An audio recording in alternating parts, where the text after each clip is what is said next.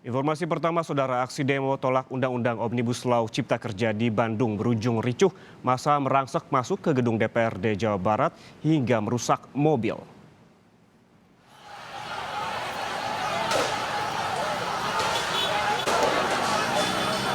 Masa aksi yang didominasi oleh mahasiswa berunjuk rasa di depan gedung DPRD Jawa Barat. Pengunjuk rasa mendorong-dorong pagar DPRD Jawa Barat. Sementara di dalam gedung, polisi sudah bersiaga. Kericuhan pun tidak dapat dihindari, massa berhamburan ke arah jalan raya setelah dihalau petugas.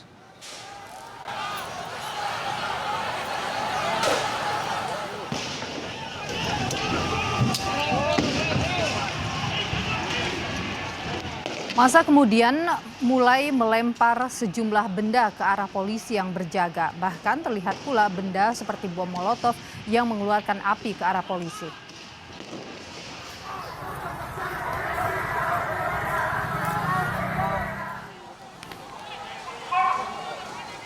Massa kemudian dibubarkan paksa dan diberi tembakan gas air mata. Massa berhamburan lari menghindari petugas. Akhirnya massa dapat dibubarkan setelah aparat kepolisian mengejar dan mengepung area DPRD Jawa Barat. Polisi menangkap puluhan pengunjuk rasa dan dibawa ke Polrestabes Bandung untuk didata.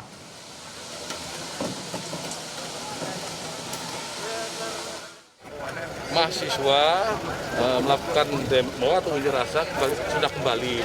Kemudian ada massa lagi datang ke DPRD untuk melakukan unjuk rasa lagi dan demonstrasi lagi yang diperkirakan massa dari sekelompok lain yang bukan mahasiswa.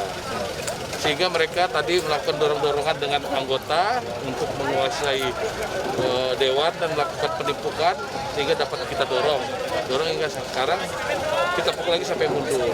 Sekarang dari sekian orang tersebut, pelaku tersebut ada yang kita lakukan atau kita adakan pengamanan, kita amankan untuk melakukan pemeriksaan terhadap yang bersangkutan.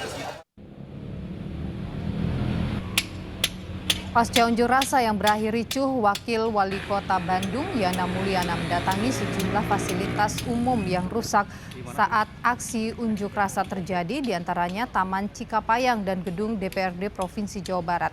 Hingga kini, saudara, pihak kepolisian terus mengejar para pelaku perusakan.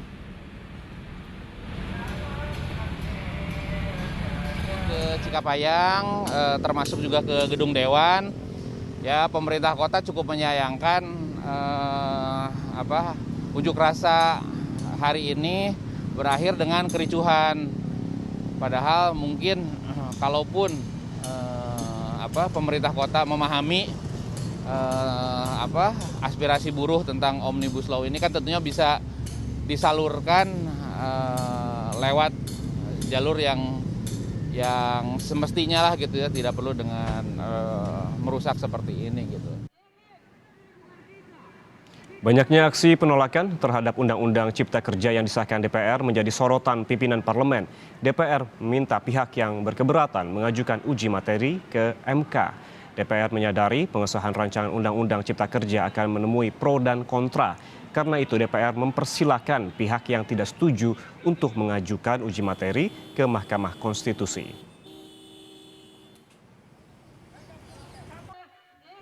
Ya, DPR sebagai masukan, bahwa masukan-masukan itu kan biasa pro dan kontra. Yang pro dan kontra ini kan bukan hanya Undang-Undang Cipta Kerja aja. Seluruh produk undang-undang itu pasti ada pro dan kontra. Kalau kita lihat di Mahkamah Konstitusi itu yang digugat ada beberapa undang-undang lumayan banyak. Jadi bukan hanya Undang-Undang Cipta Kerja aja pro dan kontra. Kalau kita lihat data statistiknya di Mahkamah Konstitusi itu yang digugat itu hampir 90%. Pasca pengesahan Undang-Undang Cipta Kerja oleh DPR RI, unjuk rasa terjadi di sejumlah daerah. Di Manado, kericuhan mewarnai unjuk rasa menolak Omnibus Law Undang-Undang Cipta Kerja. Mahasiswa terlibat aksi dorong dengan pihak kepolisian yang coba membubarkan aksi. Mahasiswa menolak Undang-Undang Cipta Kerja yang telah disahkan DPR kemarin karena dinilai merugikan pekerja. Unjuk rasa buruh juga dilaksanakan di depan Balai Kota Bandung, Jawa Barat. Mereka meminta pemerintah membatalkan Undang-Undang Cipta Kerja. Akibat aksi buruh ini, sejumlah ruas jalan di kota Bandung ditutup sehingga menimbulkan kemacetan. Terkait maraknya penolakan Undang-Undang Cipta Kerja, di Jawa Tengah, Gubernur Ganjar Pranowo mempersilahkan bagi pihak di Jawa Tengah yang ingin menggugat Undang-Undang Cipta Kerja secara hukum. Ganjar juga membuka ruang untuk berdiskusi bagi pengusaha dan pekerja untuk mencari solusi bersama. Kita sosialisasi, kita duduk yuk, ketemu dengan pengusaha, ketemu dengan buruh, kita ngobrol mana-mana yang kira-kira menjadi persoalan dan bagaimana kita melaksanakan itu sehingga semua akan bisa mengerti.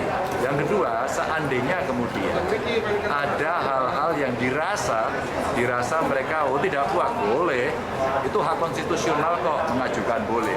Tapi komunikasi lebih awal menurut saya itu jauh lebih baik. Tapi kita juga membuka ruang komunikasi-komunikasi seperti itu.